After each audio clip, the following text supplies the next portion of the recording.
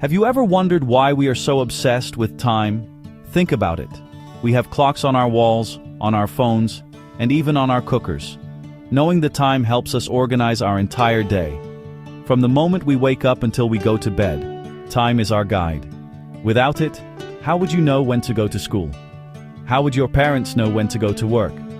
How would a baker know when the bread is perfectly baked? Knowing the time is super important for everything we do.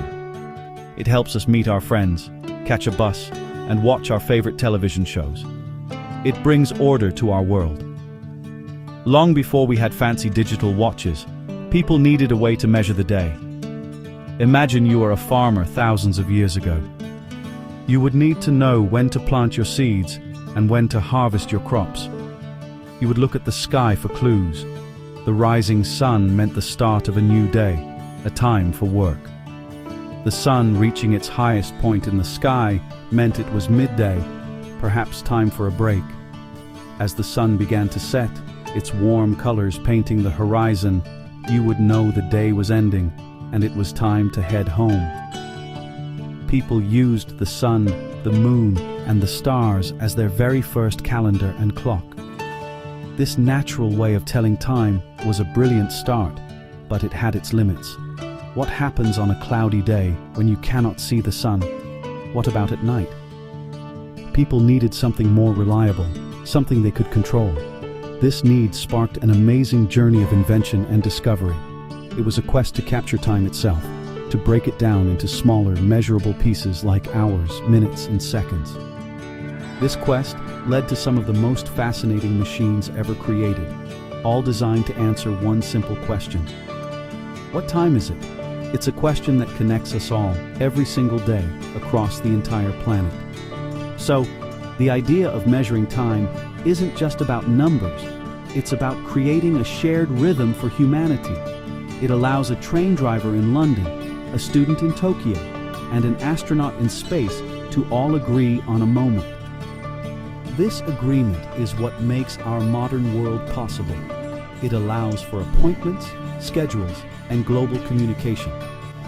The journey to create the perfect time-telling device is a story of science, engineering, and human curiosity. It's a story about how we learn to master one of the most mysterious forces in the universe. Let's dive in and see how they did it. Science rules. To solve the problem of telling time during the day, ancient inventors came up with a brilliant idea: the sundial. It's one of the oldest scientific instruments in the world. A sundial has a flat plate, called a dial, with markings for the hours. In the middle, there's a stick or a triangular piece called a gnomon. That's a great word, isn't it? As the sun moves across the sky, the gnomon casts a shadow onto the dial. By looking at where the shadow falls on the hour lines, you can tell the time. It's like using the sun as the hand of a giant clock in the sky. Simple, yet very clever. Of course, as we talked about, sundials had a big problem. They don't work when the sun isn't out. On a cloudy day or in the middle of the night, a sundial is just a garden decoration. So, people needed another way to measure time that didn't rely on sunlight. This led to the invention of things like the water clock, or clepsydra. A water clock worked by letting water drip at a constant rate from one container into another. By marking levels on the container, people could measure how much time had passed, day or night. It was a step towards a clock that could work anytime, anywhere. Another amazing invention was the hourglass. You have probably seen one of these in a board game. An hourglass has two glass bulbs connected by a narrow neck, with sand inside. When you turn it over, the sand flows from the top bulb to the bottom one at a steady pace. If you know it takes exactly 1 hour for all the sand to fall, you have an hourglass. People also made smaller versions for shorter times, like a 3-minute egg timer. Hourglasses were very useful on ships, where the rocking of the waves would make a water clock splash and become inaccurate.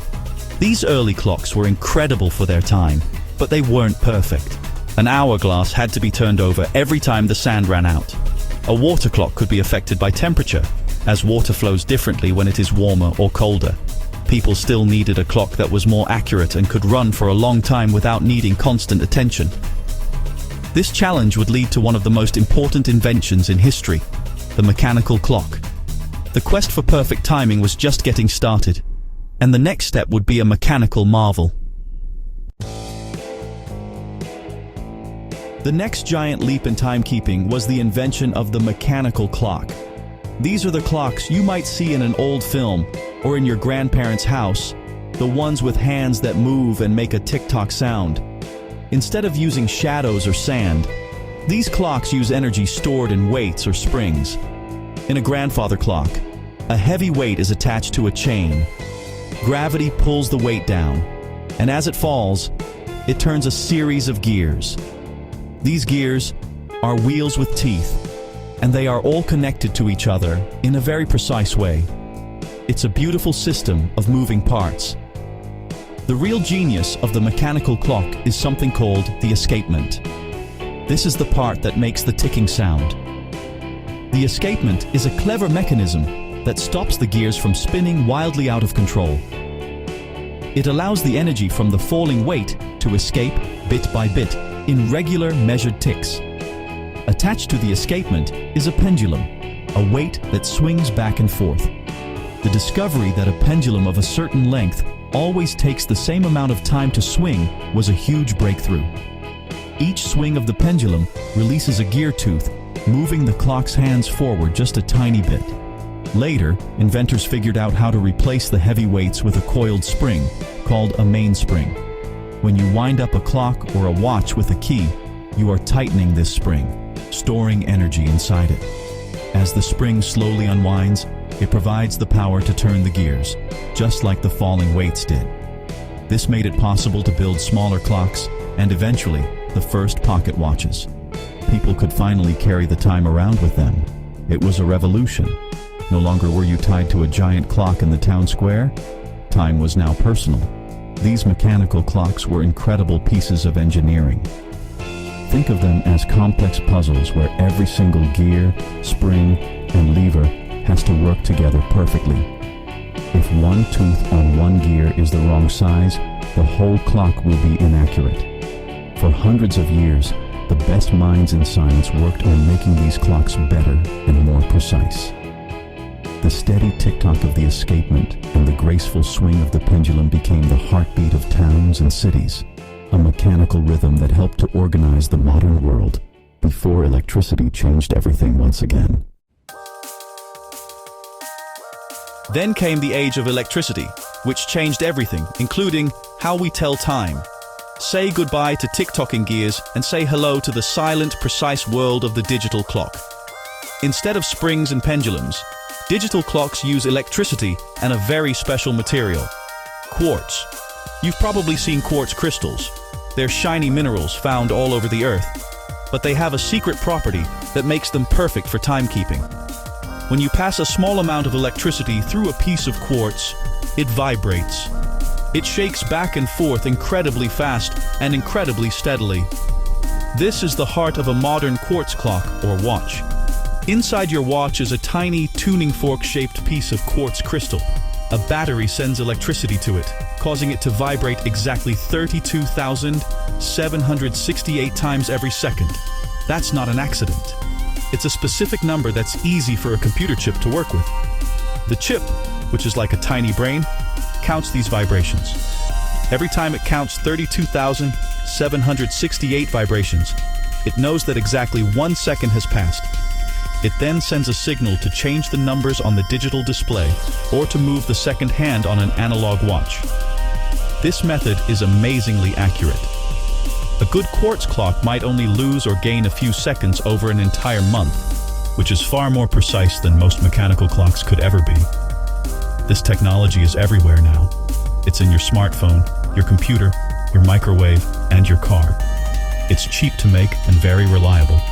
It's what synchronizes our digital world, from sending an email to scheduling a video call with someone on the other side of the planet. We've gone from watching shadows to counting the vibrations of a crystal. So, what have we learned? We've seen that telling time is fundamental to how we live, from ancient farming to modern-day travel.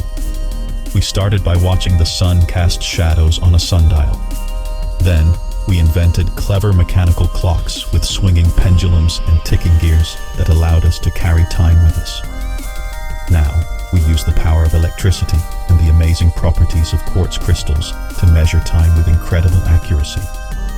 From a simple stick in the ground to a vibrating crystal connected to a microchip, the quest to measure time is an incredible story of human ingenuity. Pretty cool, right?